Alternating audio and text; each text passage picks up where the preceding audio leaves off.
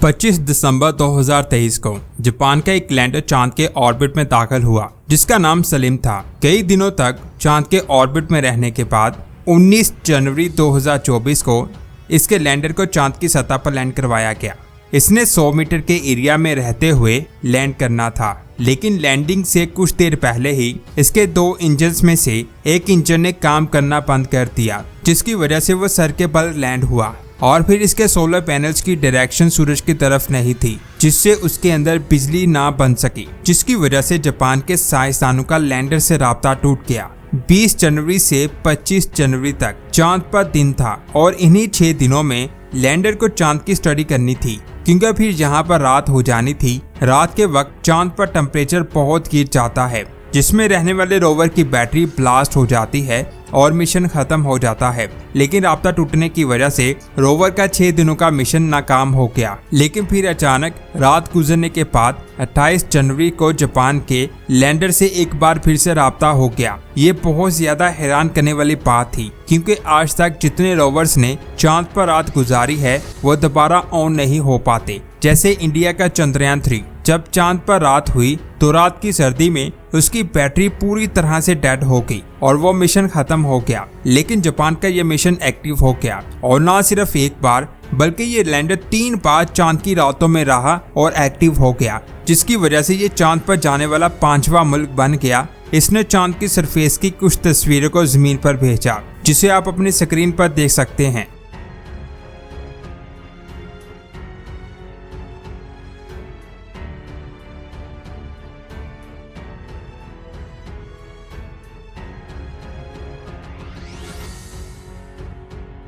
इसके बाद पाकिस्तानी मिशन की बात करते हैं। अगर हमारा IQQ मिशन चांद के ऑर्बिट में पहुंच गया तो ये चांद पर जाने वाला 6ठा मुल्क बन जाएगा। चैंगी 6 मिशन अभी रास्ते में ही है और ये चांद के बहुत ज्यादा करीब पहुंच चुका है। ये 8 मई को चांद के ऑर्बिट में पहुंच जाएगा और फिर इसी ऑर्बिट में चाइना पाकिस्तान की सैटेलाइट को इजेक्ट करेगा, जिसके बाद पाकिस्तान का सैटेलाइट 3 माह के लिए चांद के गिर्द ऑर्बिट करेगा और वहां की सतह की तस्वीरें खींचकर जमीन पर भेजेगा।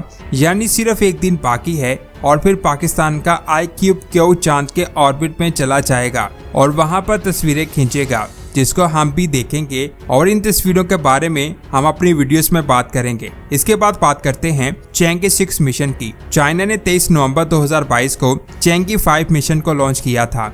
इसके लैंडर ने 1 दिसंबर 2020 को चांद की सामने वाली साइड पर लैंड किया था। अभी जो मिशन चाइना ने चैंगी 6 को लॉन्च किया वो चांद की फार साइड पर लैंड हो गया और चैंगी 5 का लैंडर चांद की सामने वाली साइड पर लैंड हुआ। तो उसमें से एक रोवर निकला जिसने वहां की मिट्टी के सैंपल्स को कलेक्ट करके जमीन पर भेजा। ऐसी मिट्टी को नासा भी चांद से जमीन पर ला चुका है। इस मिट्टी को स्टडी करने के बाद चाइना ने चांद की फार साइड की मिट्टी को जमीन पर लाकर स्टडी करने का फैसला किया। अगर आप चांद की सामने वाली साइड को देखें तो आपको ये साइड बिल्कुल फ्लैट नजर आएगी और इसका कुछ हिस्सा जला हुआ भी दिखाई देगा, क्योंकि साइंसदान का कहना है कि अरबों सालों पहले जब चांद पर एस्टेरॉयड की बारिश हुई थी तो चांद की सामने वाली साइड पर क्रैक आ गया था, जिससे उसके अंदर का लावा बाहर निकलकर सतह पर फैल गया और ये सतह जल गई। और इस एरिया में हमें बहुत कम क्रेटर दिखाई देते हैं, लेकिन इसकी दूसरी साइड पर बहुत ज्यादा क्रेटर मौजूद हैं। साइंसदान का कहना है कि चांद की डार्क साइड में जो मिट्टी है वहाँ बहुत कुछ छुपा हो सकता है। उनके मुताबिक चांद की सामने वाली साइड इतनी मजबूत नहीं है, लेकिन चांद की फार साइड बहुत ज्यादा मजबूत है, क्योंकि साइंसदान का कहना है कि आज से अरबों साल पहले जब चांद बना था तब एक नहीं बल्कि 2 चांद बने थे और दूसरा चांद इसकी फार साइड में जाकर मर्ज हो गया, जिससे चांद की दूसरी साइड सामने वाली साइड से ज्यादा डेंस है। अगर आप सामने वाली साइड को देखें तो सामने वाली साइड बिल्कुल फ्लैट है, जबकि इसकी दूसरी साइड में बहुत बड़े बड़े क्रेटर मौजूद हैं। साइंसदान का कहना है कि इन क्रेटर में पानी मौजूद हो सकता है। अगर चाइना उस साइड की मिट्टी को जमीन पर लाने में कामयाब हो गया तो उसको स्टडी करने से काफी हद तक पता चल सकता है कि चांद की फार साइड में क्या कुछ छुपा है, जो चाइना के लिए बहुत बड़ी डिस्कवरी है। जब चैंगी 6 चांद के ऑर्बिट में जाएगा तो वहाँ 1 वीक तक वो उसके ऑर्बिट में घूमेगा। फिर वो अपनी रफ्तार को कम करते हुए जिसके बाद इसके अंदर से एक रोवर निकलकर रॉक के सैंपल्स को कलेक्ट करेगा। फिर लैंडर उन सैंपल्स को खला में पहले से मौजूद ऑर्बिटर तक भेजेगा और फिर वो ऑर्बिटर उन सैंपल्स को जमीन तक लेकर आएगा। इस मिशन से पहले चाइना के एक सैटेलाइट को चांद के ऑर्बिट में भेजा था। इस सैटेलाइट ने चांद को अच्छी तरह ऑर्बिट किया और इसकी सरफेस का एक मैप बनाया और ऐसा पॉइंट फाइंड किया यहाँ पर चैंगी 6 रोवर को लैंड करवाया जाए और वहाँ के मौजूदा हालात को भी देखा गया कि करंट वहाँ के मौजूदा हालात कैसे हैं। जब ये रोवर वहाँ लैंड हो गया तो इसे इस सैटेलाइट से कनेक्ट किया जाएगा। ये मिशन एक बहुत बड़ा मिशन है जिसे चांद की डार्क साइड के बारे में काफी इंफॉर्मेशन हासिल हो सकती है। 2019 में चाइना ने चैंगी 4 को लॉन्च किया था जिसने पहली बार चांद की फार साइड पर लैंड किया था। इस रोवर ने वहां एक चमकदार चीज को देखा जो एक जेली जैसी दिखाई दे रही थी।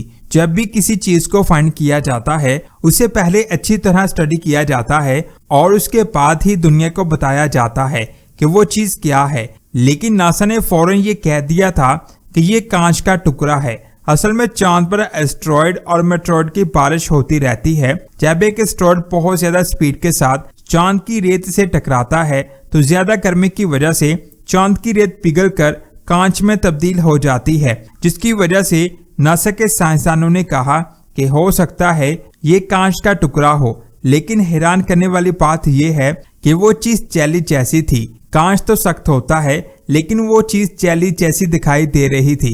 साइंसदानों ने मुख्तलिफ तस्वीरों के जरिए उस चीज को स्टडी करने की बहुत कोशिश की लेकिन आज तक किसी को भी नहीं पता चल सका कि चांद पर वो चीज क्या है और वो कहां से आई है। अब क्योंकि चाइना का चैंगी 6 मिशन चैंगी 4 से ज्यादा एडवांस है और इसमें ज्यादा अच्छे कैमरे लगे हुए हैं, जिसकी वजह से हो सकता है चाइना इस चीज के बारे में पता लगा पाए कि आखिर वो चीज क्या है। ये मिशन चांद पर 53 डेज तक रहेगा और इन 53 डेज में ही इसने चांद पर बहुत सारे मिशन करने हैं और हो सकता है इस मिशन से हमें चांद के बहुत सारे राजों के बारे में पता चल सके। और यही बात पाकिस्तानी सैटेलाइट की। अब हमारी सैटेलाइट चैंगी 6 मिशन के साथ जमीन के ऑर्बिट से बाहर निकल चुका है और अब ये सीधा चांद के ऑर्बिट में जाएगा। यानी अब बहुत ज्यादा चांसेस हो चुके हैं कि हमारे सैटेलाइट चांद के ऑर्बिट में घूमेगा, जो हम पाकिस्तानियों के लिए बहुत बड़ी बात है। और 200 से ज्यादा मुल्कों में से पाकिस्तान चांद पर जाने वाला छठा मुल्क बन जाएगा। वैसे आपका इसके बारे में क्या कहना है नीचे कमेंट्स करके जरूर बताएं। वीडियो अच्छी लगी तो लाइक और शेयर लाजमी करें। मिलते हैं एक और शानदार वीडियो में। अपना बहुत सारा ख्याल रखें। अल्लाह हाफिज।